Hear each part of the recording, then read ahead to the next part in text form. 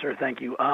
Just spent the open week really just trying to get better. We practiced, really every day. We lifted. We just were really trying to develop our young players and really use it as an extension of training camp. So starting this morning, now we're completely focused on Delaware State, on making sure we have a plan prepared.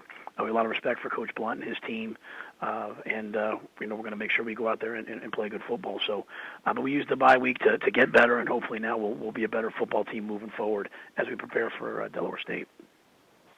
We'll take questions for Coach Matt Rhule, please. *1 on your telephone to join the queue, and the operator will introduce you. And again, *1 on your keypad for questions, please.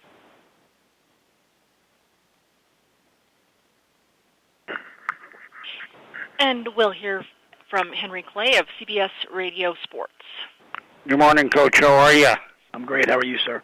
Good. Couple of quick questions. Question number one, how healthy and how relaxed are your guys going into this game? And number two, talk about that wide receiver, Williams, I think his name is, for Delaware State. What you've seen on him on tape? Yeah, well, first of all, he's an outstanding player. They do a great job of really trying to make sure that they isolate him, get him in one-on-one situations, and when he's in those, he has the ability to go and make plays. He's 6'3", so he has size. He's 200 pounds, so he's a matchup problem, and then he can run and has tremendous ball skills. So I've seen him make plays on deep balls. So we're certainly preparing for Milton, and we understand that he's a threat to us. And then the first part of your question, sir, I'm sorry. Our health. We had a couple guys that didn't practice last week that are back. Deion Dawkins practiced today. PJ finished out the Navy game with a little bit of a gimp, and he's still trying to get healthy. So overall, I think we're pretty healthy. We'll use this week to further improve that.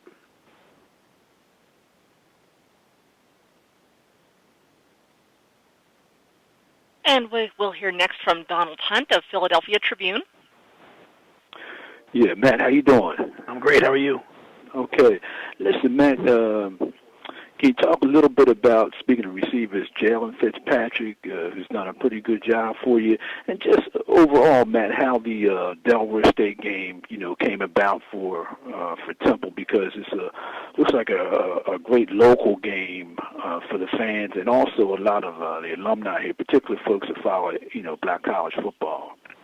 Yeah, when I came back, the game had been locked in by the administration, and I agree with you. I think it's a tremendous game. I think any time that we can keep things regional, the fans of Delaware State can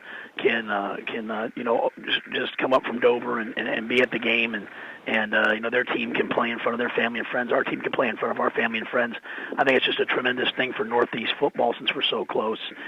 With regards to Jalen, I think he's had a tremendous year. He's been a guy that's had a lot of potential and really hasn't ever put it all together. And so far right now he's putting it all together. I think he's playing at a real high level. He's playing through some injuries. He's been banged up, and he's doing a tremendous job in terms of making plays after the catch. He's catching bubble screens and taking on the distance. So we expect with each week that he's only going to get better and better and better as he's sort of finding his groove as our go-to guy.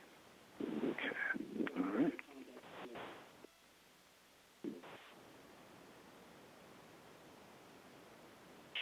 And we will hear next from John DeCarlo of allscoop.com. Hey, Matt, how you doing? Good. John, how are you? Good. Hey, I was just curious to see how things went with, I know you said you were going to kind of open up things with the running game and kind of make it an open competition and throw David Hood in there. How did things go last week, and where do you see things heading this week in terms of how you're going to run the ball? I think we'll play a bunch of guys again, and we're still trying to find that go-to guy that can take over. I think Hood's gonna, he's finally healthy. He sprained his ankle right before the Navy game that Thursday, or he might have played in that game. So I think we're gonna give Hood a shot, see what he can do, and everyone else is kind of battling something. Everyone's battling a little bit of an injury, so it'll either be the most healthy guy or the guy who gets hot in that game. And really, what we're hoping over the next couple of weeks, we're going to really sort of find the guy that's going to be our workhorse, and then have the other guys just be role players. How healthy are you guys? Is it a point now where Alex is the only guy who's missing extended time, and you're getting the other guys back that you wanted to get back? No, I mean we have a bunch of other guys that are nicked up. I mean, JC and Jalen are back. Deion Dawkins was back today, but Gilmore's been battling a hamstring. Some other guys are battling. Wells is out. Nato Smith practiced today. He practiced this morning, which is good to have him back. But really, there's a lot of guys that are just kind of nicked up. So, I think that they'll be able to play here soon. Just how soon, we don't know. With establishing the running game, I know Delaware State's they've struggled this year, and I know you don't overlook anybody, but is this an opportunity, not that you guys aren't going to throw the ball, but is this an opportunity to try and gain some confidence in the running game? Do the guys just kind of need to feel good about it for it to work? We need to block people. At the end of the day, we haven't blocked people. Vanderbilt, we had a chance to have some runs and guys fell off, and we ran the ball decent late in that game. Once we kind of wore them down, but really guys are getting off blocks and making tackles for 4 yards when we need to finish blocks and have it go for 40, and Navy was no exception. Navy, we ran the ball, had us hold for a second, guy got off a block, made the play. So. I think the onus goes completely on us as coaches and players to coach it better and block it better. But, we're just not moving people right now, and that has to happen this week. One last question for you regarding PJ. What was the bye week like for him, and does he kind of need to be more confident? I don't know if this is a fair observation, but it looks at times like last year he was kind of letting it go a little bit more and wasn't thinking as much, and then maybe this year he's maybe thinking, hesitating too much on throws. Is that a fair assessment, or is that would you disagree with that? I don't know that I even think that he's thinking too much. I just think, there have been some crucial situations so far that he's had to play in. To come in at the end, and it's not like it's kind of like, hey, you're just kind of out there throwing it around. And I have to remind myself he's playing in his 7th and 8th games of college. He's not even into his 2nd season of games yet, so he's just going to get better and better and better. But he was injured the whole bye week, so he didn't practice. And he just trying to overcome that ankle that he hurt in the Navy game. So as we get into this week, hopefully he'll be able to be healthy and move around and get himself prepared to play well on Saturday. But he did practice today? Yep. All right, thanks, Matt. Appreciate it. Sure.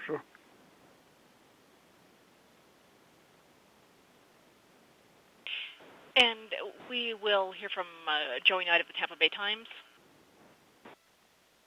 Matt, there's a lot of coaches in this league, Bob Giacco at UConn, Willie Taggart, yourself, that are trying to build a program. I know we don't live in a terribly patient society, but realistically, how long does it take, in this day and age to build a program to where you want it to be? It depends on how well the guy before you recruited. At the end of the day, you win with people. And I remember Urban Meyer talking and saying, he had a lot of success, and he always followed guys that he knew had recruited at a high level. And he followed Rob McBride at Utah, and there was obviously he came in there and he had Alex Smith and all those guys. He followed, Willie Trussell and Coach Fickle at Ohio State when we went to Bowling Green. I forget, with Gary Blakeney. He made sure he went places where he was going into a place that had some talent, right? And so some discipline and structure and a cool offense, and you're up and running.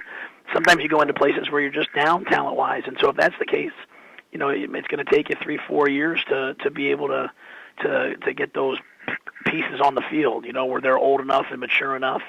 Because when you play young guys, you see teams that are up and down, right? You see a team that plays well one week and doesn't play well the next week. So I think, it's just really you have to look and say how talented of a team are we, how many young guys are playing, and at some point when the guys that you've recruited are playing as juniors and seniors, they better be winning for you. Thanks, Matt. Sure. We have time for one more for Coach Rhule, please. And we have a follow-up question from Henry Clay of CBS Radio Sports. Coach, one more question. When you look at a team that's struggled, and Del State has struggled early on, is there any chance of your guys letting down going into this too confident? They better not, because we didn't play well last week, and I think our team recognizes we didn't play well last week. We've lost really the last 3 times we've been at home. There's a lot of things that we're not doing that our team needs to start doing. We need to start, playing at a high level. We need to play well at home, and all that starts with having a lot of respect and preparation for Delaware State. So they've got a lot of good players, and our players are going to be focused and ready to go play them. Thank you, Coach. Yes, sir. Yes, sir. Coach, we thank you for the time today. I look forward to talking to you again next month. Yes, sir.